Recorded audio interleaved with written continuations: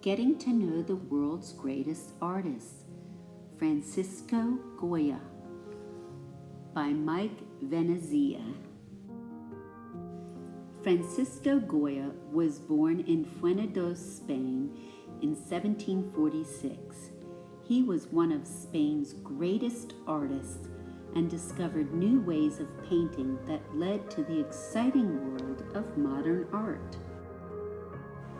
During his life, Goya painted portraits of the wealthy people in Spain's royal court: dukes, duchesses, kings, and queens paid Goya to make paintings of them.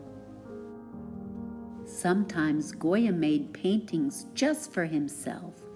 He painted things that interested him and things that came from his mysterious and secret thoughts. While Francisco Goya was growing up, Spain was a very poor country.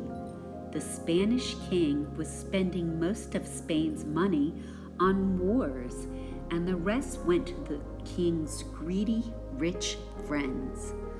Almost everyone else was very poor.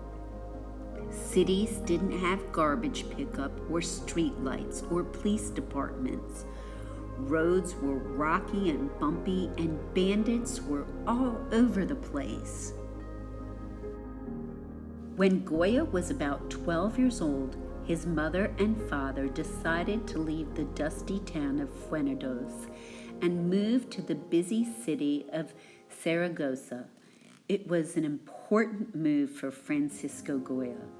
The city of Saragossa had churches that were filled with beautiful paintings and sculptures.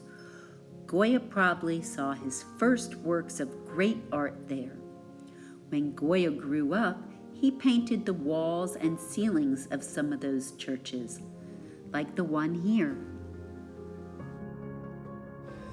When Goya started school in his new city, he must have shown a great interest in art. His teachers thought he should go learn about art from Saragossa's master artist, José Luzán. José Luzán taught Goya to draw by having him copy the artwork and prints of other artists. Goya also made drawings of statues that were in Saragossa. He learned other things that an artist needs to know, like how to mix colors and how to get canvas and walls ready to paint on. After spending 4 years with José Luzán, Goya traveled to Italy to study the great masters there. There are stories about Goya's adventures on his trip to Italy. Some of them tell of Goya fighting bulls in different towns along the way in order to make money. No one knows if these stories are true, but his painting shows that he knew a lot about bullfighting. Bullfights were very important to Goya throughout his life. He painted many pictures of them and made a series of famous prints too. During the time Goya was learning about art, a new king started to rule Spain. King Charles III wanted to make things better for his country. He began by fixing up the capital city, Madrid. Soon it was safer to go out at night. Streets were well lit, garbage was picked up, and new buildings and palaces were built. There were lots of empty walls in the new buildings that needed paintings and decorations. Artists from all over the world came to Madrid to help. Goya got a job there designing tapestries. A tapestry is a beautifully woven cloth that can be hung like a painting. They were made during Goya's time in factories. Workers there copied designs given to them by different artists. The painting here is one of Goya's designs. Soon people in the royal court noticed Goya's beautiful tapestry designs, and asked him to paint their pictures. He was even asked to paint a portrait of King Charles III. One of Goya's special gifts was his ability to show not only how people looked, but also what kind of people they were in real life. Goya liked King Charles III and painted him looking wise and friendly, but he painted the next king of Spain and his queen here the way he knew them to be. Even in their fancy costumes with jewelry and medals, Goya showed them as dull and oafish people. Francisco Goya loved children. The painting here is one of his most famous portraits. It's fun to look at all the things Goya put in his painting. The hungry cats in the shadows give you a feeling that the boy's pet bird could be in trouble at any moment.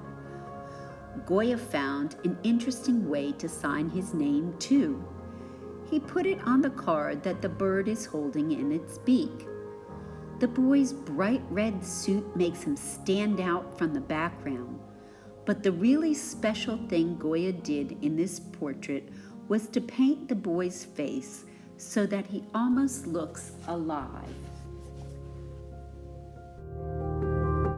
Francisco Goya was becoming one of Spain's favorite artists. He made lots of money and had friends in the royal court. Just when things seemed like they couldn't be better, something happened that changed Goya's life and the way he painted forever.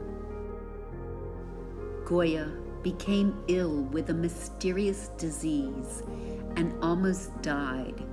He finally got better, but the illness left him totally deaf. Strange and frightening things began to show up in Goya's work. He may have painted the things he felt during his illness. People were probably surprised at the new way that Goya painted. Goya didn't put strange and frightening things in all of his work. People still asked him to do portraits and other paintings. Goya's looser, exciting brush strokes gave more movement and expression to his paintings. The Miracle of St. Anthony here was done for the ceiling of a church. When you see it up close, it almost looks unfinished, but Goya knew that from a distance, his new style would make this painting look more lifelike. In 1808, Goya's life changed again. Napoleon Bonaparte, a famous French general, wanted to take over Spain. Napoleon sent his soldiers there, and a bloody war began. Goya saw terrible things happening. He decided to show what he saw in his artwork. The 3rd of May shows Napoleon's soldiers shooting defenseless Spanish people. The fear you can see in their faces and the strong shapes and lighting make this one of Goya's greatest works. When Goya was older, he moved into a large house and decided to paint the walls there. These paintings were Goya's most mysterious and powerful works. He never told anyone what they meant. The frightening witches, strange creatures, and people fighting could have had something to do with the way Goya felt about his sickness, his deafness, the war he hated, and his old age. Francisco Goya lived to be 82 years old. He was able to show the real deep-down feelings of the people he painted in his lifelike portraits. Goya is also famous for the wonderful drawings and prints that he made. Many of them are as hard to figure out as his mysterious paintings. Goya painted many different subjects during his life. His beautiful portraits of Spanish life are as interesting as the strange, powerful works he made after his illness. Modern artists who came after Goya learned much from his exciting and expressive style of painting. If you get a chance to see a real Goya painting, especially the ones he did when he was older, look closely. You can see that Goya did not always paint with brushes.